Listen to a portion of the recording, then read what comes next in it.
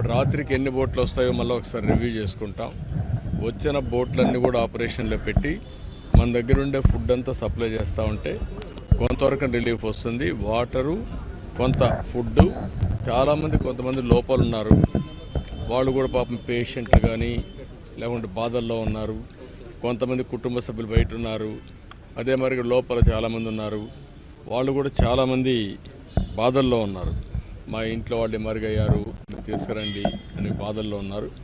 ప్రతి ఒక్కరిని తేవడానికే ప్రయత్నం చేస్తాం. అయితే కొంచెం టైం వెనక ముందు ఉంటుంది, అన్ని విధాల ప్రయత్నం చేస్తాం.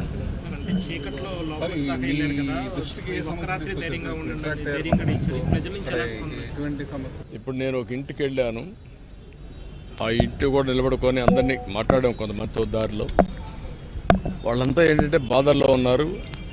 నేను వాళ్ళకు కొంత ఈ తీసుకుపోయినటువంటి ఫుడ్డు, అదే మరిగా ఈ బిస్కెట్స్ ఇవన్నీ అందజేసాం, వాటర్ అందజేసాం. చాలా హ్యాపీగా ఫీల్ అవుతున్నారు. కష్టంలో ఉన్నప్పుడు వాళ్ళ ముఖంలో ఆనందం, ఒక ధైర్యం వచ్చింది. అదే మరిగా ఒకరిద్దరు మేము రావాలి, ఎట్టని తీసుకెళ్ళండి అంటే వెనక్కిచ్చాం. అలాంటి ఒకటి రెండు చేయగలిగాం. అయితే ఏది ఏమైనా అందరికీ న్యాయం జరగాలి. ఇది కంటిన్యూగా నిరంతరం శ్రమ చేసి ఈ కష్టకాలంలో వాళ్ళ ఆత్మస్థైర్యం దెబ్బతినకుండా వాళ్ళని ఏ విధంగా తీసుకురావాలనో అన్ని విధాల ప్రయత్నం చేస్తాను. రాత్రి కూడా ఆ పని చేస్తాను. 2-3 స్ట్రీట్స్లో కూడా వెళ్ళారు కదా సార్ బోట్ వేసుకుని, ఏం చెప్పారు? బోట్ వేసుకొని వెళ్ళిన తర్వాతనే నేనే తీసిపోయి ఫుడ్ కూడా, భోజనం, బిస్కెట్స్ అవన్నీ ఇచ్చాం. ఇస్తే చాలా హ్యాపీగా ఫీల్ అయ్యారు. మంచినీళ్ళు కూడా ఇచ్చాం. దాంతో కూడా వాళ్ళలో చాలా ఆనందం కనపడింది.